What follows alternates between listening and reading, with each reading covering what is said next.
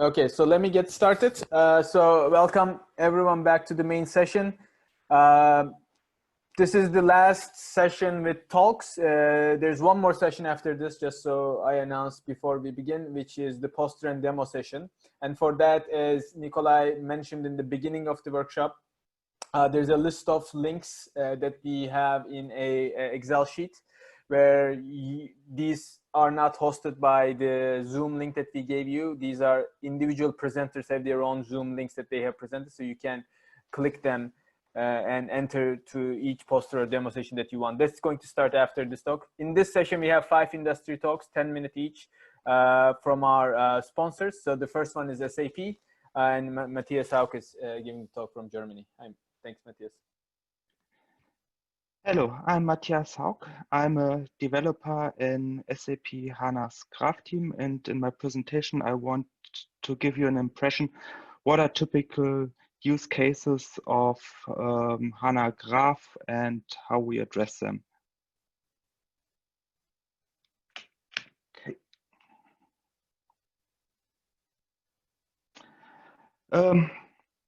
At SAP, we see a lot of applications and use cases for graph processing. We have the typical use cases like cost-based paths or knowledge graphs, but in our case, they can look quite different what we see in typical papers. We can have quite complex cost functions, for example, for paths where we have a lot of different attributes that go into a single cost function, or we compute paths, for example, on data that are that came from satellite data.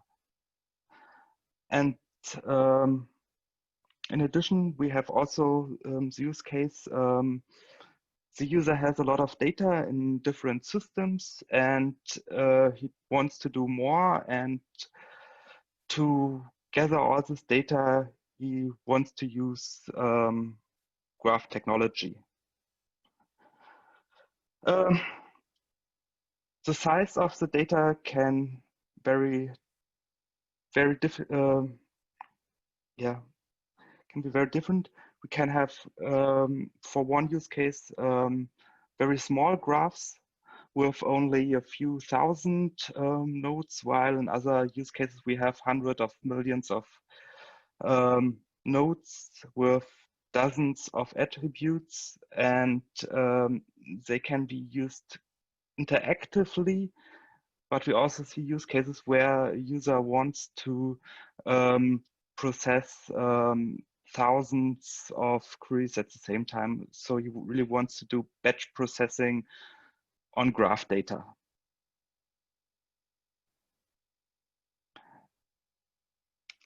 How do we address this? We, with HANA Graph, we are a graph, a separate engine inside of the HANA database.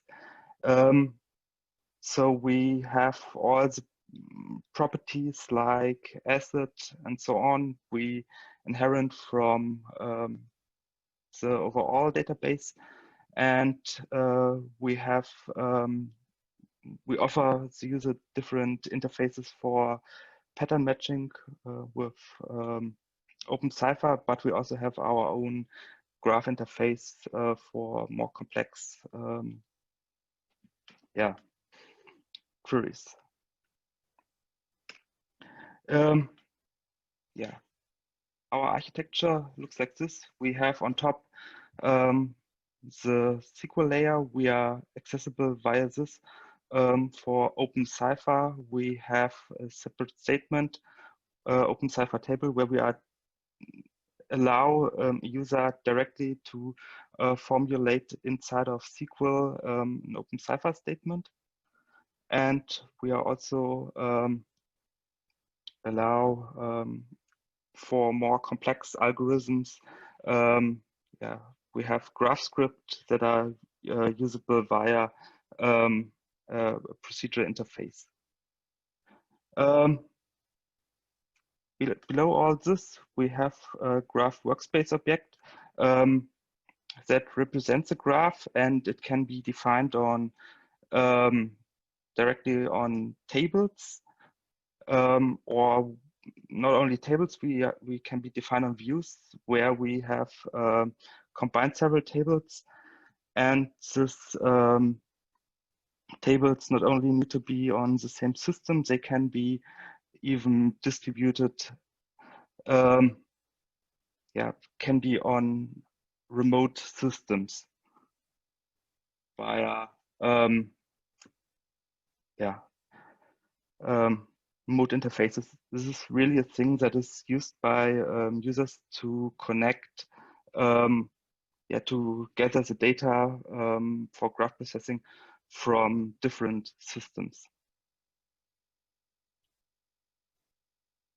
And also with what we allow is really to combine very tightly GraphScript and SQL script, our imperative SQL language, so that we can really use tables that we have inside of GraphScript that we have generated inside of SQL script and pre-processed. This pre-processing is quite often necessary, because the data can be from different sources, and we can we allow to allow the user to use this data and pre-process the primary data that he has inside, for example, its ERP system, pre-process it for the graph views, and then directly do the graph processing on top of this data.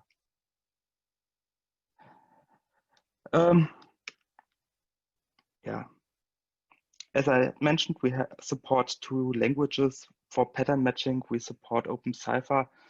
For more complex queries, we have our GraphScript language. GraphScript is an imperative graph language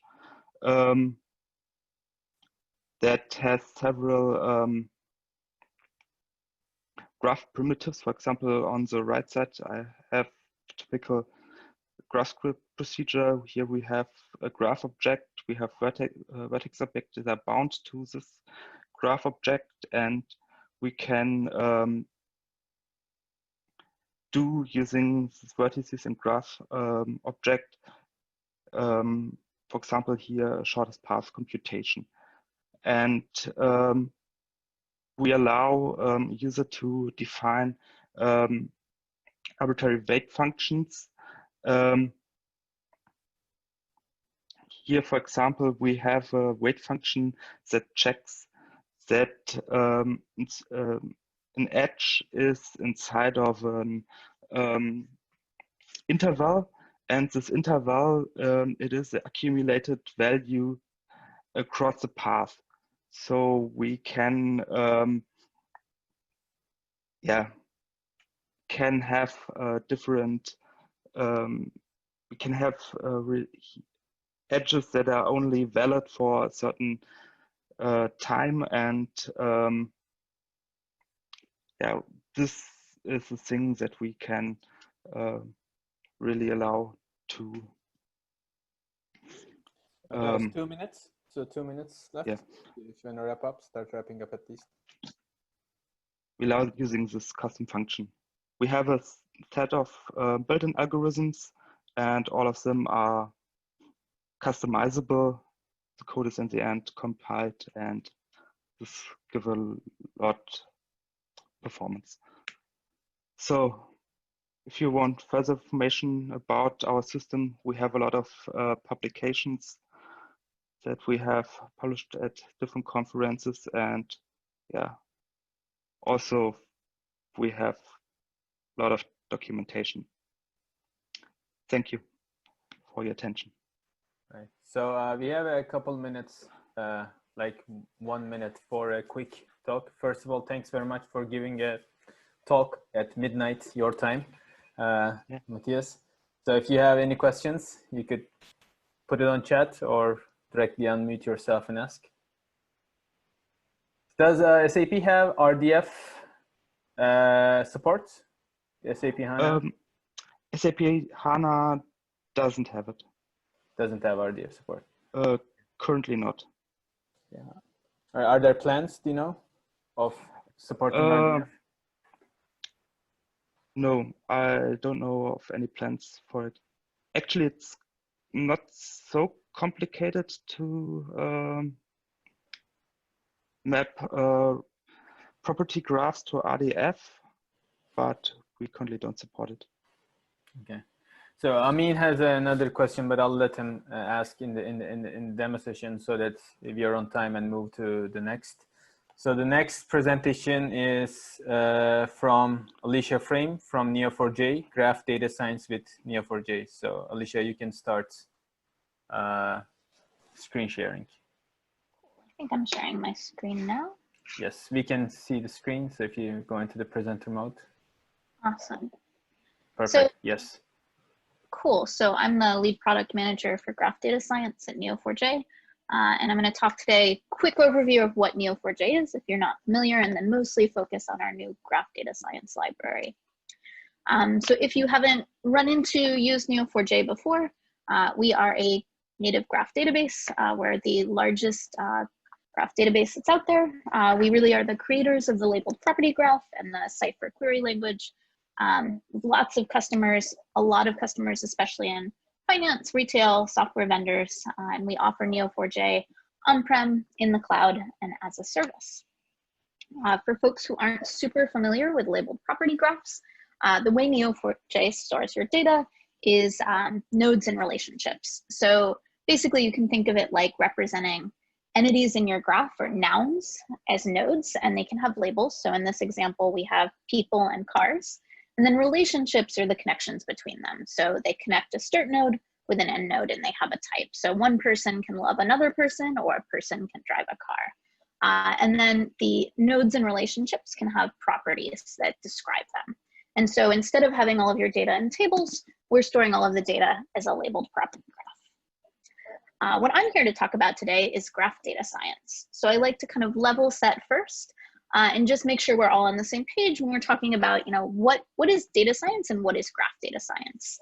And when I'm talking about data science, what I mean is just using data to answer questions. And that could be everything from statistics, I want to run a hypothesis test, or I want to do some forecasting, to machine learning algorithms. So I want to build a predictive model. I want to do variable selection, to kind of what are more typically thought of as like analytics techniques. So I want to visualize my data. All of these are just different ways of taking data and using it to answer questions. When we talk about graph data science, what we're talking about is instead of just using your data points themselves, you can think of those like your nodes in your graph, really we want to leverage the relationships between those data points to answer questions. So there are kind of three ways that you do this. One is graph queries. So I have my data in a graph shape. I want to use Cypher to interrogate my data to answer a question. We talk about graph algorithms, which are really these global unsupervised machine learning techniques to extract information about the topology of your graph or group your data together, figure out what's important, as well as graph visualization. So that's things like Bloom. I want to visually explore my graph. I want to understand what's in there. I want to represent that graph data in a way that someone can interact with it. And together, these can be used for feature engineering, analytics, data exploration. All of this is about bringing relationships front and center when you want to answer questions. When we talk about using Neo4j for graph data science, we're really talking about kind of an ecosystem of tools. So at the heart of it, you have the Neo4j database, which is your native graph creation and persistence. You can store your data, you can query your data. Sitting on top of that, we have the graph data science library, which is a plugin that offers scalable graph algorithms and an analytics workspace to reshape and subset that graph to run basically your data science workloads. And then around that, you have Bloom and other visual tools to let you explore, prototype, and share your data across teams. And the kind of the bottom line, if you zone out for this whole presentation, The main reason you want to do graph data science is you want to make better predictions kind of using the data you already have. So I've spent my entire career as a data scientist. You've got all of your data in rows and columns. You're ignoring network structure. Graphs let you add predictive features to your machine learning models and increase your accuracy. And if you have predictions you want to make, let's say link predictions, you can't make that without a graph. So the value of graph data science is not throw out everything you've been doing. It's basically take your existing processes, improve them by adding data from your graph, these graph-based features, these new predictions, add that into your machine learning pipeline. When we're talking about the graph data science library, it's really about graph algorithms. So using hardened validated graph algorithms that Neo4j offers to reason about your network structure. And this lets you answer questions around deep path analytics, community and neighborhood detection, figuring out which nodes are influential, doing disambiguation. So I have a graph, I want to figure out which nodes are actually the same, doing things like link and behavior prediction.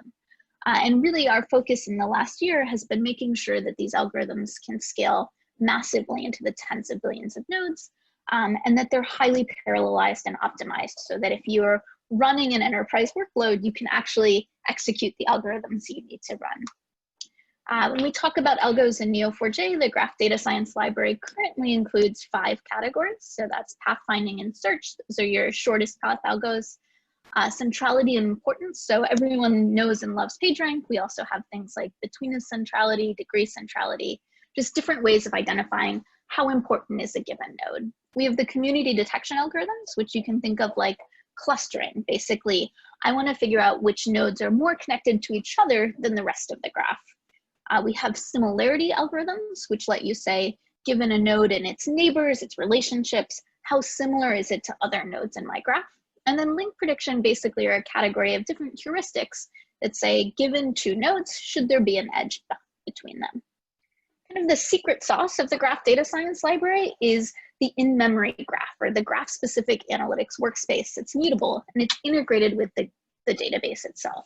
So if you have all of your data stored in Neo4j, you can use the in-memory workspace to subset your graph, identify the right data that you want to run algorithms on, reshape it, and quickly iterate and layer these things together. So your in-memory graph, which is what we call our analytics graph, is highly optimized for the execution of graph algorithms and kind of these global graph processing. And they're mutable, you can update them, and they really let you do things in parallel, fully enterprise supported. And then kind of wrapping all of that, we talk about, you may have seen the Neo4j's graph algorithms library before.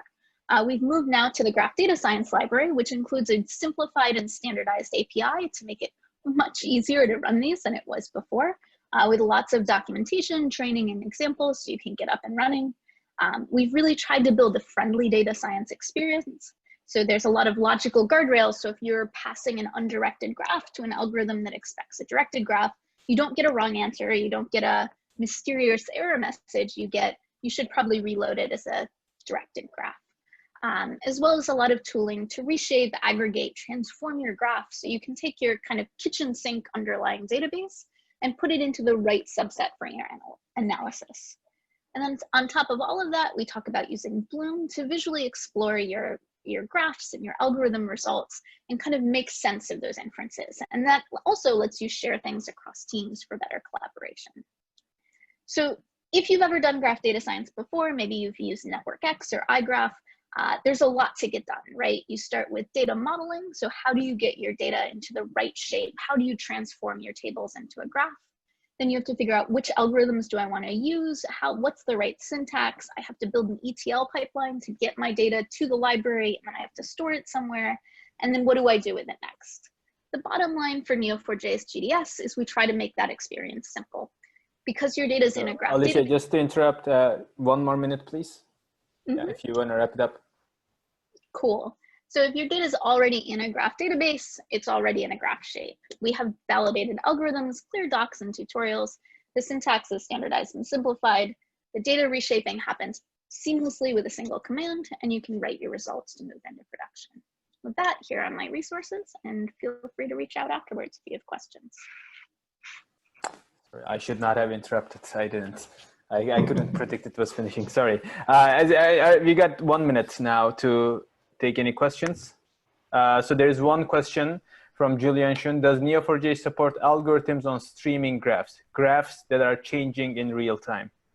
So most of our algorithms execute on an in-memory graph, which means you have your data in your database, you select the subset you want to execute your algos on, you pull that into a different data structure in memory, and you execute the algos there. So they're not running on streaming data.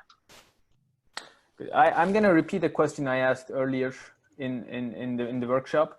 So I can see, for example, for some of your algorithms for like link prediction, I can see applications like recommendations who need to do that because they're going to recommend something. But I also saw, again, these sort of more complex algorithms that I had that are like minimum spanning tree was one of the algorithms you had in your list. Are those algorithms there for completeness of a library, or are they being really used by customers? Or, do you have any insights about who is using and why are they using these algorithms? Yeah, so if you've ever gone to the docs for our library, you'll see we have 3 tiers of algorithms. We have the alpha tier, the beta tier, and the product supported tier. And the product supported tier are the algorithms that we've really seen a customer need for. We've re-implemented them from scratch. We guarantee that they scale, that they're highly parallelized, that those are kind of the ones that our customers are focusing on. And every time we have a release, you'll see algorithms graduate from the alpha and beta tiers into the product supported tier. So right now, our product supported tier has pop quiz, Louvain, label propagation, weakly connected components, PageRank, triangle counting, local clustering coefficient, node similarity. There are probably a couple others. We have a new release coming out at the end of the month that moves between this centrality up into that supported tier. But basically, if you're wondering like what's the proxy for usage, it's basically anything that's in that product tier is really heavily used. Great. Thank you very much. So we can move to the next talk. I think Yuan, you're next. Let me just check, sorry. Yes, Yuan from IBM will present IBM's talk. Thanks. Okay, can you see my screen? Yes, if you start sharing. Yeah. Yes, great. Okay, so hi. Hi everyone, my name is Yuan Tian. I'm a principal research staff member from IBM Research. I'm also the technical lead of the IBM DB2 Graph project. So today I will give you an overview of this project. So I think in this workshop, I don't need to say much about why we need to query graph data. And there's also no shortage of graph databases in the market today. So one would wonder why would you guys build another graph database? The truth is that we didn't design IBM DB2 Graph to be another graph database because we see 2 major challenges facing today's graph databases, most of today's graph databases. The first problem is the fragmented DB problem. So most of today's graph databases are standalone. They handle graph queries very well, but real applications often have mixed workload, containing SQL, graph, some machine learning, and other analytics. In order to support the heterogeneous workload, the developers have to move data around different systems. The second challenge we see is that although graph databases only flourished in the recent years, graph data, which essentially captures the relationships between real-world objects, have been around since the beginning of data management. So how would you query these existing graph data stored in relational database? Well, today you pretty much have to basically port your data to that graph database and then get the result back into your SQL system if you need the result back. And this data transfer is very expensive, and it's also a lot of work to make sure the 2 copies of data are consistent. So we built DB2 Graph to specifically address these challenges. DB2 Graph is a converged database solution where poly query languages and APIs are supported over the shared data. In particular, it is the middle layer between graph applications and DB2 engine. There's no change to existing DB2. And it supports the popular Tinkerpop a Gremlin graph query language, so there's no change to our existing Gremlin-based applications. Most importantly, DB2 Graph overlays a property graph on top of existing relational data. So it enables graph queries on existing graph data stored in relational databases. There's no secondary copy of data, also no schema change to our existing data. And with DB2 Graph, SQL and Graph Analytics can synergistically work on the same data. This synergy between SQL and Graph means that there's no disturbance to our existing relational application, whether it's OLTP, OLAP, or HTAP applications. And the asset transaction updates through the SQL side are visible to the graph analysis instantaneously. So let's talk about how we overlay a property graph onto relational data.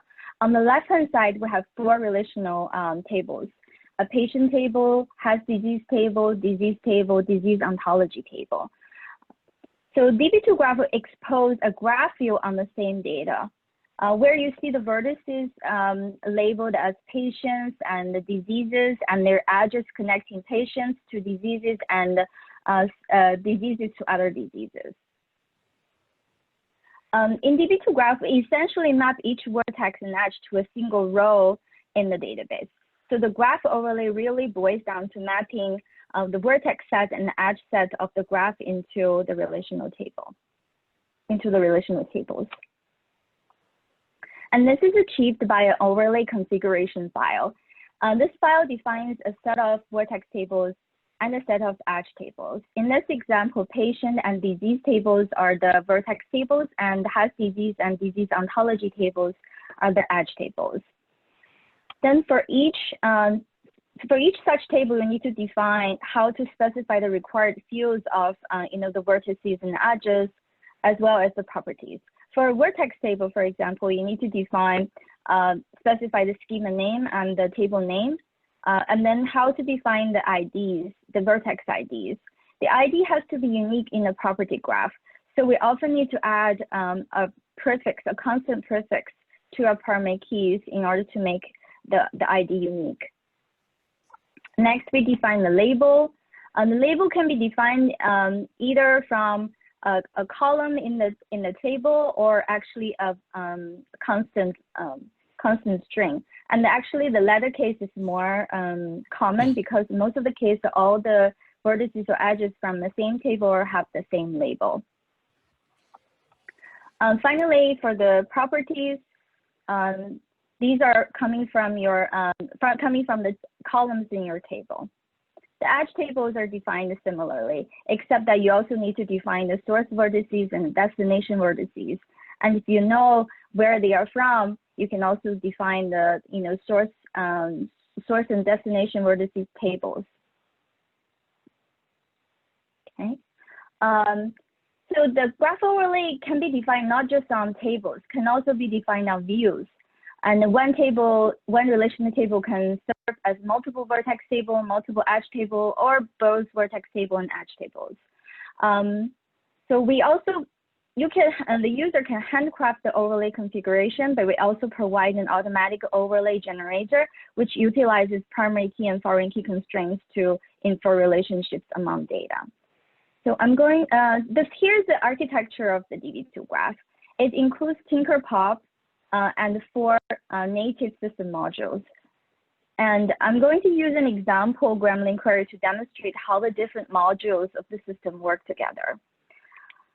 So before you can run a query, the corresponding property graph has to be opened for traversal.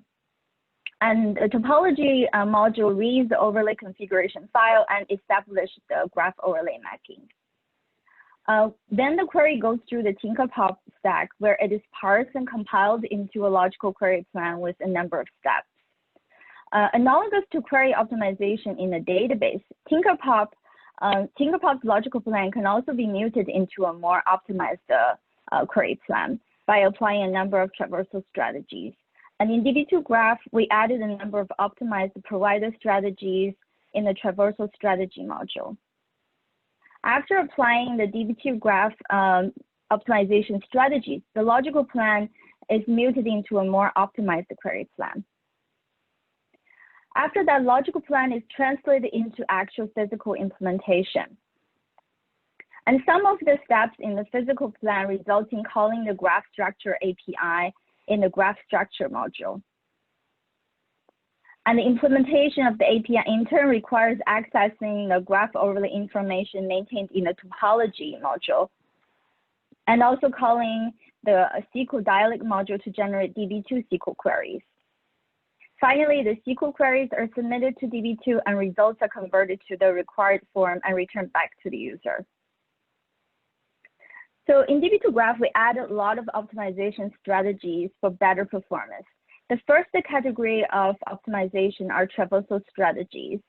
They mute a query plan for generating more optimized SQL. An example is push down Gremlin predicates, projections, and aggregations into DB2. This example query retrieves the vertices that has a property called name with the value Alice, and only returns the age and address properties of such vertices. The default plan has 3 steps. The first step access all the vertices in the graph by issuing a select star from vertex table for every vertex table. Then the second step applies the filter on the result of step 1. And finally, the third step applies projection on the result of step 2. This is, of course, very inefficient. Our optimized strategy is able to combine all the 3 steps together and push the predicate and the projection into the generated SQL. The second category of optimizations utilize graph overlay topology to eliminate the unnecessary tables that are queried at runtime. For example, this query only retrieves vertices with label patient. Based on the graph overlay, we can directly pinpoint to the vertex to the patient vertex table. In another example, 1 more minute. Okay. In another example, this query fetches vertices with a property called name, and in overlay configuration, only the patient vertex table has a property called name. So we can avoid querying the disease table altogether. For more optimization, you can refer to our industry paper in this year's SIG mode. So I'm going to skip ahead, and to conclude, so I've introduced the IBM DB2 Graph. It's a converged SQL and graph solution. It retrofits to existing graph data stored in relational tables, and SQL and graph can work synergistically together on the same data. Because of that, there's no disturbance to your existing relational applications, and asset transaction updates are seen by graph queries in real time. And with our preliminary experiments, we also show that we have very competitive performance to existing popular graph databases. Thank you. Great, thank you very much, Anya. And we've got again time for 1 minute for a question. And Amin has a question. Why is the SQL dialect of the query not obtained directly from the input Tinkerpop query? Are these not the same query engine optimizations contained in DB2? And if that's not clear, I mean, maybe you can elaborate. I'm not quite sure. So, so the Gremlin input is a Gremlin query. It's in the Gremlin form. The SQL dialect is translating that Gremlin into a SQL query that is supporting DB2. So it is. So, go ahead. But why is there a physical plan that's obtained from the Tinkerpop module that then gets refined outside of the DB2 engine? Why can't the Tinkerpop query as written gets translated to a SQL query, which then is pushed to the DB2 engine? It is translating to a SQL query pushed. So if you see that, I think the confusion might be that you said there is some optimizations where you push down some predicates to the DB2 engine. What exactly do you mean by that? I think it's not DB2 engine. It's actually, well, when I say that, it's pushing those predicates and projections into the SQL, which basically will be now executing in DB2 engine. In that sense. Okay. So because the query, the predicates are in a Gremlin itself, but we could put them into the SQL, generate the SQL. Therefore, those predicates and projections are actually executed in DB2. So they are pushed to the. Okay, got it. Great. Yeah. Thank you very much. So let's move to the next talk by Tiger Graph. Ellen Deutsch will present. So once Hi everyone. stops, once Yuan stops, I think Okay. presenting, Um, you will be able to pause present. share. Yeah, I think if Stop you, share. Okay. yeah, great. So Ellen, now you can start presenting. All right. Can everybody see my screen now? Yes, it's in full mode. You can start. Thank you. Hi everyone. I'm Alin Deutsch, Chief Scientist at Tiger Graph and Professor of Computer Science at UCSD. This talk is about work in collaboration with Yu Shu, Mingxi Wu, and Victor. And it is about aggregation support for modern graph analytics in our product, Tiger Graph, which is relatively recent. However, it has been long in the making, both in terms of development and design. And when doing so, we drew from the best ideas put forward by a long-standing tradition in graph research that dates back as early as the early to mid 90s, when graph data was known as semi-structured, and then went through a phase of shifting attention to a specific kind of graph data that was organized as a tree or a forest, as motivated by the advent of XML and later JSON and various dialects. And in the present, we notice that industry is shifting its attention back to unrestricted graphs, which today we know as property graphs. Cypher, Gremlin, Sparkle, Tiger Graph's own GSQL are example query languages over this data model.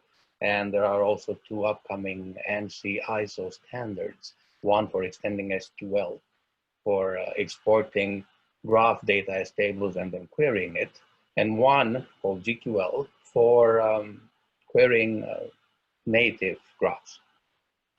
So in this audience, I will not remind you what the graph data model is. I will just jump to an example showing you a customer entity that is modeled by the node on the left, a product entity modeled by the node on the right, the fact that this customer bought this product modeled by the directed edge labeled bought between them, as well as certain attributes, also known as properties today, that both the nodes and the edges may carry, shown here. For example, the customer has a name, product has a price, and the bought relationship has the discount at which the sale happened and the quantity of products involved in the sale.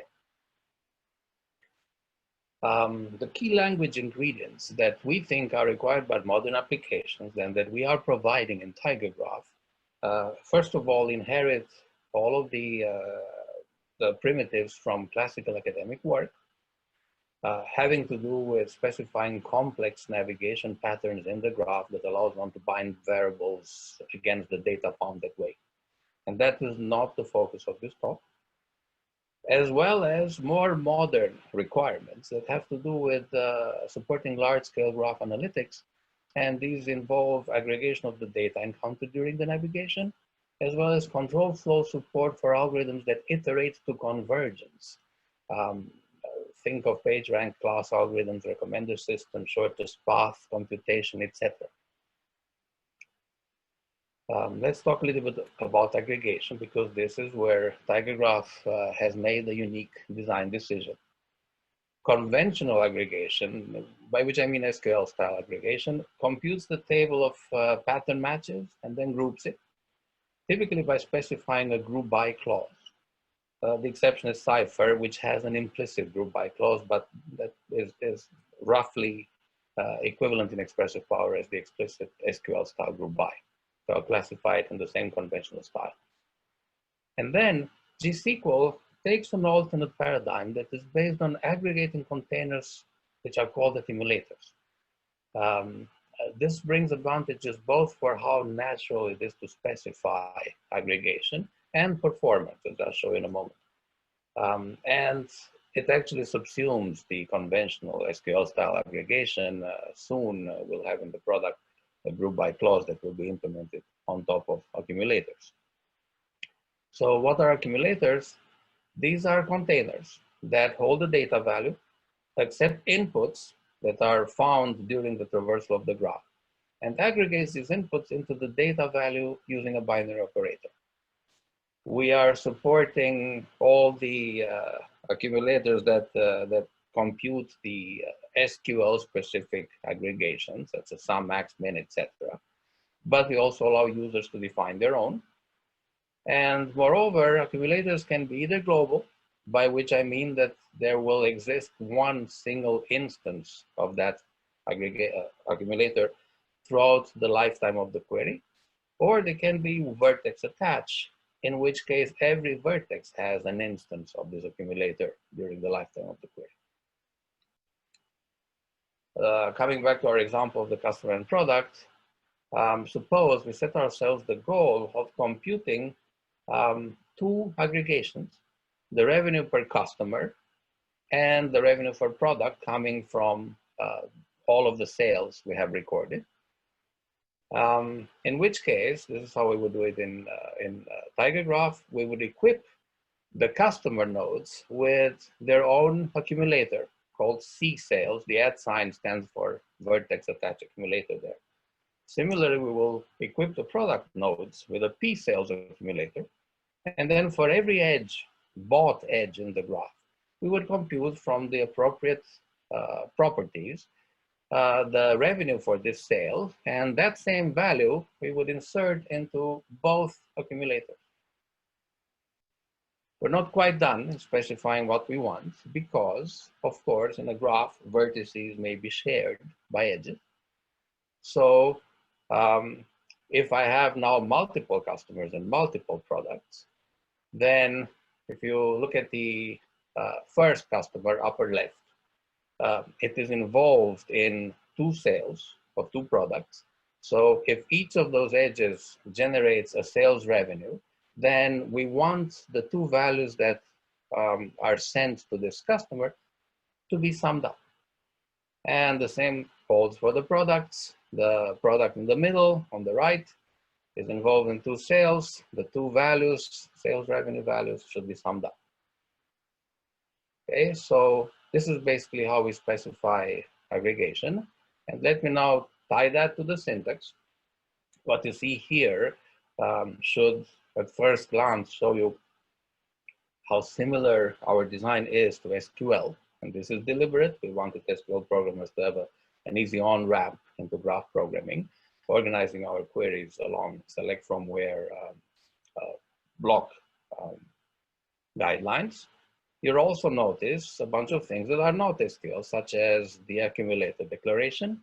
Notice here we say there are some accumulators, by which I mean exactly what we discussed in the example. All the incoming values have to be summed up. And then notice in the query the from clause, which contains a pattern telling us that from a customer labeled node C, we want to navigate to a product labeled node P via a bot labeled edge B. And then notice the accum clause, which is unique to GSQL, in which we compute in this local variable this sale revenue, the revenue of the particular sale, and then the same value is inserted in the accumulator at the customer and the accumulator at the product.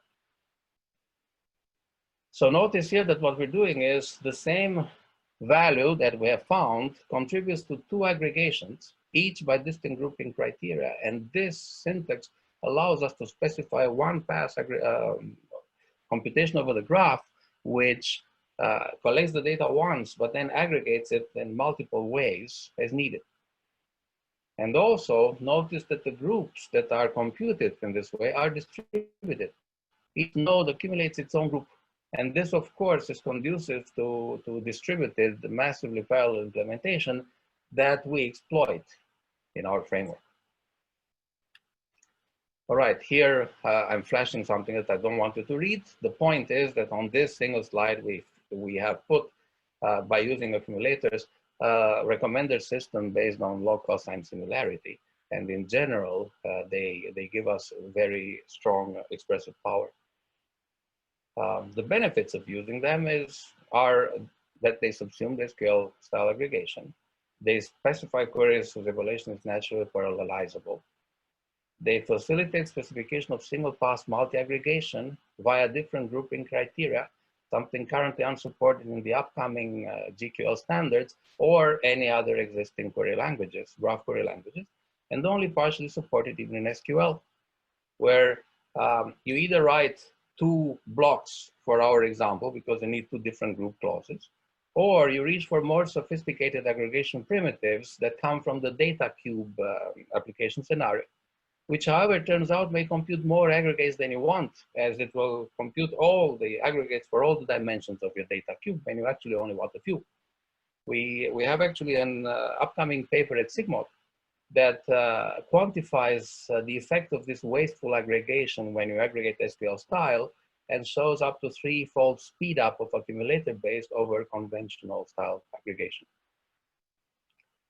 All right, let me just mention that in Tiger Graph we also have control flow primitives. Alan, 1 minute maybe? Okay, yeah, wrapping up. Please. Control flow primitives that allow us to synergize loops and our accumulators. What you see here again, I don't mean for you to read, but in this slide, we have not hidden anything. We have not abstracted anything. This is page rank, where we compute our intermediate rank scores in accumulators, and the loop allows us to transfer data from one iteration of the loop to the other. And let me skip about this completely and just mention, summarizing that due to its control primitives and accumulators, GSQL is Turing complete, strictly more expressive than the standard drafts coming up. We will achieve conformance to the standards by translating them to GSQL. We will continue to maintain a library of graph algorithms implementing GSQL, because this way users can tweak them without needing to go to lower level languages in which these typically are implemented, and the standard will not be expressive enough to specify these algorithms in the language. Tiger Graph sits on both standard working groups. He's an active contributor. This is obviously a two-way street. GSQL influences the standards, and in turn it is evolving to align. And I will stop here, leaving this slide for a link for where you can access resources, including free developer edition and a way to try it out free in the cloud. Great. Thank you. Thank you very much, Alan. And there's one question which let me ask from the chat. How does Tiger Graph physically store the underlying data? Edge arrays, adjacency lists, or something else? It is a native storage strategy that Tiger Graph has picked in order to best support parallel computation. And it's part of Tiger Graph's secret sauce. Okay. Any other questions? Okay. All right. Thanks very much. So maybe let's move to the last talk from Alibaba. Okay. Jingbo, I think, is. Hello. Jingbo Xu from Alibaba is going to be the last talk of this session. Yeah. Hi, can you see my screen? Oh, Yes. sorry. Yes, we can. Yes, we can. Okay, thank you. Yeah. Hi, good afternoon. My name is Jingbo Xu from Alibaba. The name of my presentation today is Graph Applications and Systems and Alibaba. Graph data is prevalent. There are many kinds of graphs like internet graph, traffic network, social network, knowledge base, online behavior targeting. Alibaba ecosystem employed many graph processing like graph learning, pattern matching to provide better services. Like personalized recommendation, anti-fraud, find users' favorite videos and movies, build social connections, understand our customers. So the graph processing is driving critical applications at Alibaba. In practice, we encountered many challenges. We found the graph are in very large scale and they are highly dynamic. Besides, it is also very versatile. In this talk, I would introduce the graph traversal and graph analytics at Alibaba and their applications. Graph traversal is a key primitive for interactive exploration. The language Gremlin is a de facto standard query language for graph traversal with rich expressivity. For example, to find all circles of length k+1, starting from the persons with a first name Tom, the Gremlin query looks like this. If the graph is very small and can be fit in the memory of a machine of a single machine, the query can be handled by many systems. But if the graph is very large and it is non-trivial to return the correct answer for this query. There are many challenges in large graph traversal. First, complex traversal patterns in Gremlin make it difficult to parallel. Second, the choices of traversal strategies have large impact on resources and performance. The optimal strategy is usually data or query dependent. Our solutions to these challenges is a compilation using data flow. A Gremlin query can be represented as an ordered tree of traversal steps. For example, the query we given above can be represented like this. And the steps, the repeat and where can be represented as a node in the DAG in the data flow. We're relying on a small set of a primitive to represent the control flow, like a copy, switch, a merge. We also developed a distributed runtime with parallel execution to execute the data flow. And so with this, we handled the graph traversal of a large graph. Next, let's move to the graph analytics. Analytics on graphs has been studied for decades, like PageRank, shortest path, community detection, graph mining. Many might work on small graphs, but on big graphs, it will be a different story. A declarative and standardized programming paradigm is not yet in place. Worse still, graph computations are essentially iterative and recursive. While on large graphs, the parallel computation is a must. One approach is the vertex-centric model. It asks users to think like a vertex. It claims it has simple APIs. There are many industrial systems like Brago, Giraffe, GraphX existed and implemented the vertex-centric models. But this system suffers from the excessive message passing, vertex programming, lacks of global optimizations.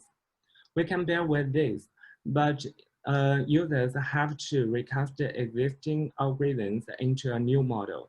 So the parallel graph computations are privileged to experienced users. We proposed a new model named Grape. It parallelizes sequential graph computations.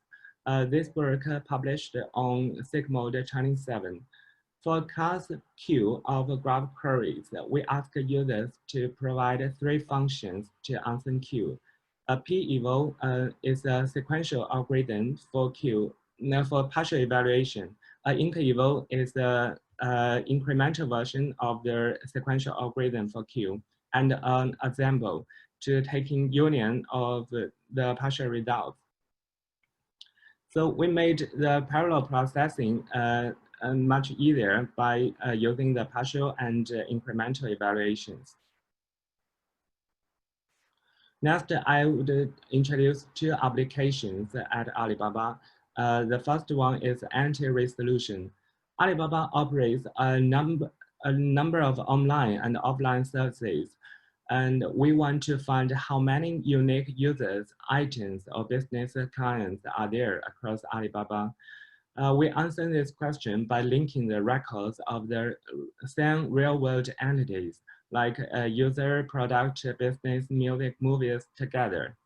The challenges here are the iterative and intensive computation, and the graph is very large, and it is usually very noisy and contains errors. The second application is fraud detection and risk control. The background is a single days and a single day, or known as the Double 11 shopping festival, attracts billions of users to participate in. We want to fund the fraud transactions and trading behaviors in a real-time manner. The challenges are the high throughput at peaks is up to 500,000 orders per second, and the continuous streaming updates and frequent graph mutation.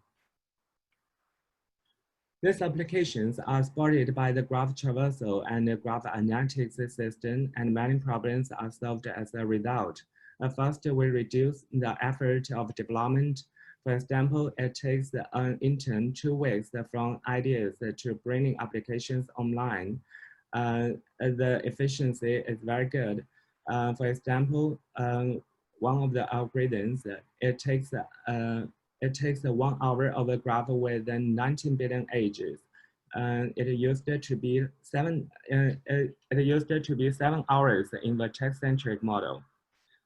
Also, it improves the effectiveness. For example, interactive exploration and inspection on large graphs that become possible, and many ad hoc trade-offs were removed or improved, and more precisely, and more previously unviable features were added to some processes, and the core metrics on applications improved by a large margin.